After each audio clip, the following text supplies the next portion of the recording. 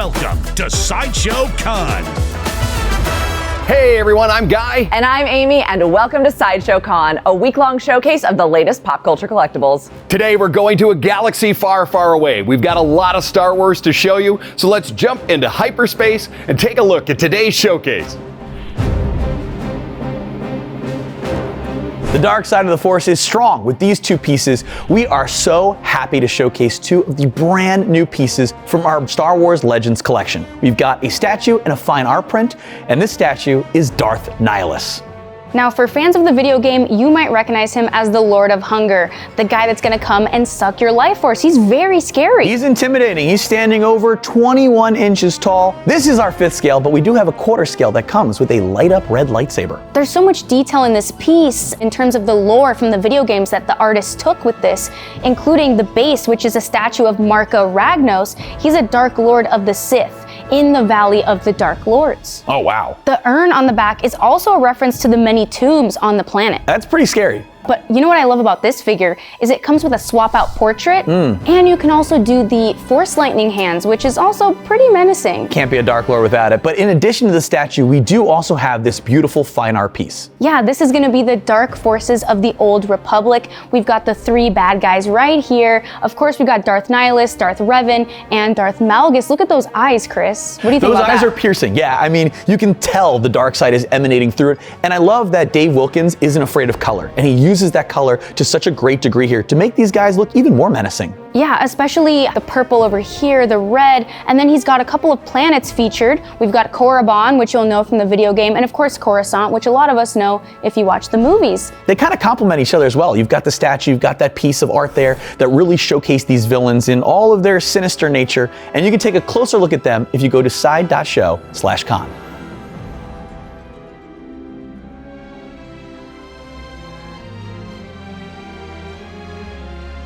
Ewok apologists unite, look at our guy. This is the Wicket premium format figure. And what I love about it is it's cute, right? Wicket's always been adorable, but he's also mighty. He's ferocious. He's stepping on that Scout Trooper helmet like he means business. Yeah, he is. And you can see he's even like putting some weight down on it too. Like, you stay down. I don't think that battle could have been won without the Ewoks. And I like seeing Wicket here in his warrior pose. He has little teeth. He's like yelling a little like Ewokese like chant. He's holding up that spear. I love it. I like the texture of it. You can see the fabric of the hood. You can see the black stitching in it. It feels very handmade, and it looks like it's also been through battle with him. Yes. Which is awesome because that battle is so iconic, and I love that they were able to capture that in one figure with this base here, that piece of Endor that you can take home and add to your collection. I just think it really rounds out the figure, but it is such a presence for a little guy. How tall is this figure? This figure is 18 inches tall, and he may be fierce, but you can add him to your other lovable collection of Star Wars creatures by going to side.show/con. Now we're here with Bernardo Esquivel, painter at Sideshow, and we're going to talk a little bit about the Luke Skywalker and X-Wing Red 5 Standing By premium format figure. I know that you are a huge Star Wars fan, so let's start with, what does your Star Wars fandom mean to you? Star Wars came out in '77. I was 7 years old, so very influenced, and just, you know, when I saw the movie, I was blown away.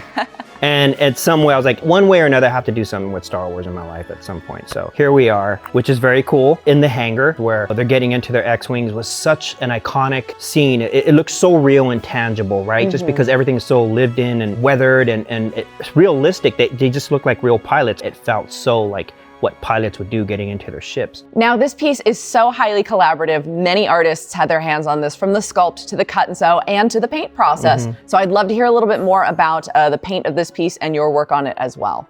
Yeah, well, first and foremost, the portrait here of Luke Skywalker, beautifully done by Wan Lee. I mean, having him on board to finish that off was like the icing on the cake, right? I mean, that is Luke Skywalker. And I went ahead and finished off, you know, with the X-Wing, the base elements, and his costume here, weathering that thing, and especially his iconic helmet. There are so many different types of textures. I mean, we're seeing also the stonework, we've got that faux leather, we've got metal elements here. And then of course, I mean, we have to talk about this immense X-Wing, and I would love to know, especially because of your passion and your fandom, like what details were you able to bring to this that fans wouldn't normally, you know, get a closer look at? Yeah, so in the filming prop, the X-Wing that he's getting into, it has that one red stripe there. So he's getting into there, but then I said, you know what though?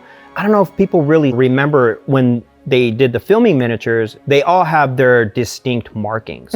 So I said, what if we did the Red 5 markings on this piece so that it's like a love letter to Red 5, Luke's X-Wing. That's what I did. I went reference, looked at all the reference I've had through the years, combed through all that, making sure every chip and scratch and the way they weathered, reading about how they did it, talking to a lot of the old ILM guys, you know, Oh, wow. Yeah, that was really cool. And then saving that in my memory, even writing stuff down, and then finally being able to execute that and bringing it here. I'm even looking at the torpedo cannon over here and just seeing the types of distress and kind of burn marks that would be on that. Yeah. Really unique, you know, details all throughout this piece. Putting a little love into inside the cockpit as well. There's a lot going on in there, just like the one-to-one piece that they did for the set. I don't think anyone would challenge your fandom on this. I mean, it's clear that a lot of love went into this. If you had to pick one, do you have a favorite detail or a little touch that you added that you really love about this piece? The helmet.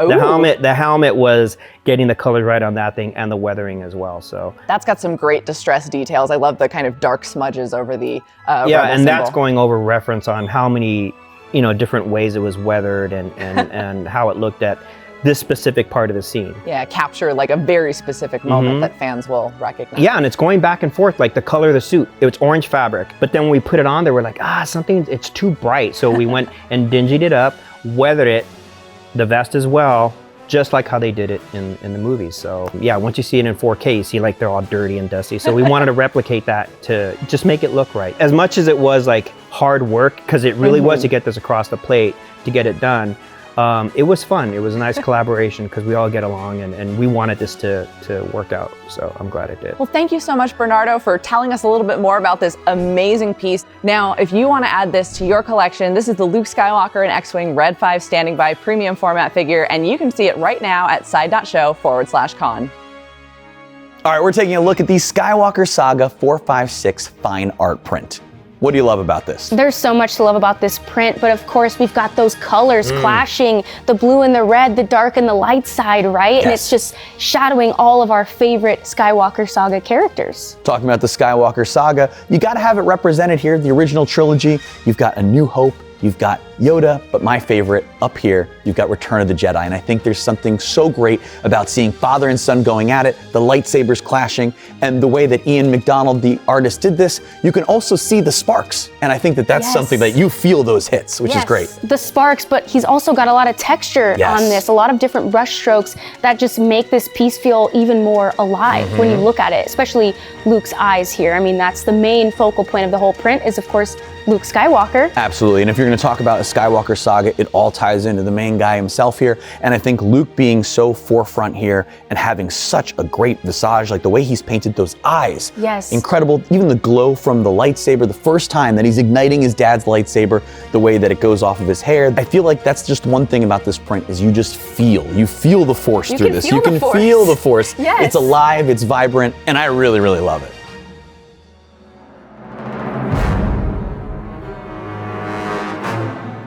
This is amazing. Chris, tell me about this. We're looking at the Star Wars Scum and Villainy collection, wave 1 and 2, all the way from the Cantina to Jabba's skiff guards here. There's a lot of characters here, so Athena, I'm gonna need you to pick one out for me. Who's your favorite? I mean, I have to go with the iconic Greedo, right? The whole debate, who shot first?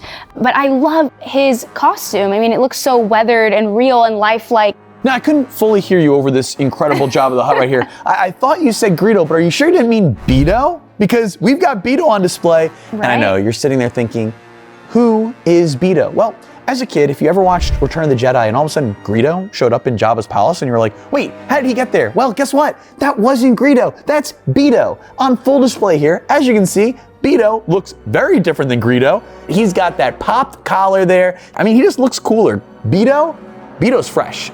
Now, we talked about Beto and Greedo, but do we have names for all of these other guys here? Absolutely we do. Now, you might have called them names as a kid when you had the Kenner figures, but they all actually have names and backstories and families. You know, they all grew up somewhere. So let's start all the way back at the Cantina for wave 1, and we're gonna take a look at a guy who's got a death sentence in several systems. That's Dr. Cornelius Evison. Then we've got Ponda Baba, before his amputation by Obi-Wan Kenobi, the Deveronian Labria, and the spy himself, Garindin. And of course, like we mentioned, we have Greedo and Beto.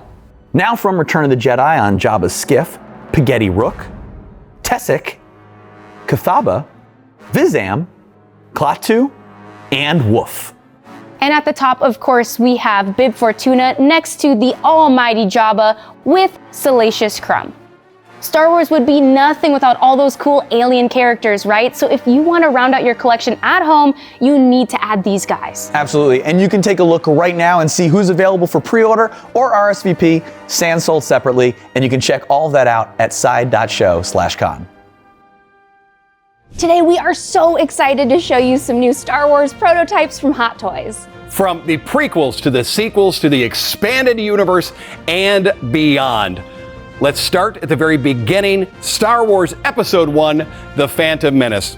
I never thought I'd see the day Hot Toys would do it, but yes, we have a Jar Jar Binks. They have finally done it, and what a great day this is. I think that at this point in time, we've all come around to Jar Jar, We right? have come to love Jar Jar, and I love the figure. All new style. Oh my gosh, I love the skin texture. The painting is so detailed, and you really can see everything so well with this seamless arm. He's got his tank top going on. He's ready. We have swap out eyes with this to change the expression, but one of the things that really adds a lot of life is the addition of the magnetic tongue. You're going to be able to do a lot and recreate some of those fun and wild scenes. I really like this because Jar Jar is such an expressive character, and so the fact that they were able to capture this is amazing. And to now be able to have it. Now we jump a little further to the sequels, and we get one of our new heroes. Poe Dameron, one of my favorite guys. Love that he's wearing the orange rebel suit. Always loved the flight suits, and I've loved that it's this bright, vibrant orange. Now, yes, it is bright and vibrant, but look at all of the detail they've added as far as the weathering. Poe, this is not a first mission. He's gone on a lot of them. He is an adventurer, and you can really tell by the state of his helmet. You definitely see some weathering patterns on here. There's tiny, tiny little scratch details in there. He's seen some things. That helmet will also be wearable on this incredible portrait of Oscar Isaac. People have waited a long time for these two, and they are available for pre-order right now. These are the all-new Obi-Wan Kenobi figures by Hot Toys. From his appearance in Attack of the Clones. You're looking at both the artisan version and the sculpted haired version of the figure. Now, Whitney, both of the figures come with all of what you're seeing, from the droid to the Jedi robes, lightsabers, and all. Oh yeah, you want that hair to be looking as realistic as possible because he's jumping out a window holding onto a droid with one hand. You want to get that wind through that mullet there. I mean, this is probably the best Obi-Wan's hair ever looked. Debatable whether it's the best hair in Star Wars. But let's take a look at this figure. This is him without the robe, and we see all of those Jedi robes underneath the large outer one. And there were a lot of layers. That's what made it so unique. There are a lot of layers. No idea how he kept cool on Tatooine, to be honest. You want to talk cool? Check out the cool boots, man. And these are done with a faux leather, and right down to the detail, they leap off the screen. Oh yeah, you can even see at the toes here of the boots, there's a lot of weathering right there. A few Jedi adventures, that great likeness of Ewan McGregor, all of those Jedi robes, and here we're getting that outer brawn robe. It's almost velvet. It's very, very soft and drapes beautifully, allowing you to recreate whatever moment you want from Attack of the Clones. Now, for more information about either the artisan or collector's version of this figure, head on over to side.show/con. From Revenge of the Sith, it's everyone's favorite, Saesee Tiin. I like that what we're getting by Hot Toys is those characters we only saw for a few moments, but we are expanding that Jedi Council, and it's such a unique design. That was the fun part of those prequels, is getting to see the Jedi were not just human characters, they were like this. His tusks, man, these are the real deal. The texture on them looks great, super realistic. The whole sculpt on that face, and then of course we get into the Jedi robes that we got to see. All of the different layers, and each one of them has wire in there, so we get even more posability. Now, Whitney, I said that he was only on screen for a little bit, but he did appear in the Clone Wars. Was that a show you watched? Oh, I am a big fan of the animated Star Wars series. The coolest thing about this figure is that he has little removable arm gauntlets that look exactly like the ones from the animated series. You can swap out and then create even more scenes with Saesee Tiin.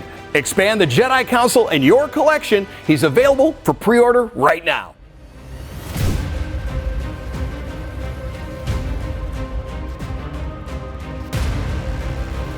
Whitney, this is the creation of one of the most incredible characters and memorable characters in cinema history, Darth Vader. And that is done by this guy right here, Supreme Chancellor / Emperor Palpatine. He's working hard. He has 2 jobs going on right now. I love that you can switch him back and forth. We have this disfigured portrait that you're seeing in front of you here, but it is going to have that swap out, so you can kind of go back to the Supreme Chancellor look. Now, Whitney, check this out. Hidden underneath those dark robes, look at how intricate all of the underrobes on those are robes with is that gorgeous. Supreme Chancellor. I love that. Now, right here, you see he's got a bit of the high ground over this guy over here, Anakin Skywalker, who of course becomes Darth Vader. There are 4 versions of this right here. Whitney, I wanted to show you every bell and whistle that Hot Toys made on this one. This is the Darth Vader Deluxe Version Special Edition. He is fresh off the barbecue on Mustafar right here in this place in time, laying on the table, getting worked on by these very creepy droids. The eyes are so expressive here. You really can see the weight of what he's just experienced. As a fully posable Hot Toys figure, yes, you have him here on the, what we'll call it, the barbecue grill, but you're going to be able to complete that Vader figure, throw on the cape, the lightsaber, and you decide exactly where in the journey of Darth Vader you are. So for more information about either of these, make sure to go to side.show/con. Punch that hyperdrive, because it's time to follow us over here and talk about these incredible Star Wars Extended Universe figures. This is the 6-scale version by Hot Toys of Darth Nihilus. One of the creepiest masks I've ever seen in Star Wars, not just because of that skull on the front, but because of what lies underneath the mask. The fact that it's kind of that partial mask is really wild. And then he wears a very unique hood over that and then a lot of different robe layers. I love the way that they are fanning out like they're being caught in a breeze. They are so weathered looking at the bottom. There's dirt, there's tears, there's little tiny holes in there. This guy's seen some action. Now, if you've been following along with Hot Toys, you found out about Hono Studio and this new one. Whitney, check it out. This is their take on Darth Vader from the Rebels TV show. Rebels is such a beautifully animated series, so I love this Darth Vader figure. I'm obsessed with the fact that they brought back the red eyes in his helmet. It looks so cool. That's one of the things that I loved about Rebels as well, as it was that throwback to original music, original sounds, the McQuarrie concept used as that Vader. So we're seeing that kind of elongated helmet look. Even the whole torso and the height of him is a very thin and slender Vader. I also really like that you can change up the background back here. It is just gonna make your shelf look that much cooler. One of the coolest things about Hot Toys is that they are always expanding their collection as the Star Wars universe continues to expand, so you do have opportunities to tell all those stories right there on your shelves. Unlimited possibilities. Thanks again for watching our Star Wars showcase here at Sideshow Con 2025. Tune in all week and don't forget to follow us on our socials. We have so much more to show you. Be sure to go to side.show/con to see all the things that we talked about today and more. Once again, thank you so much for watching. And don't forget to let your geek sideshow.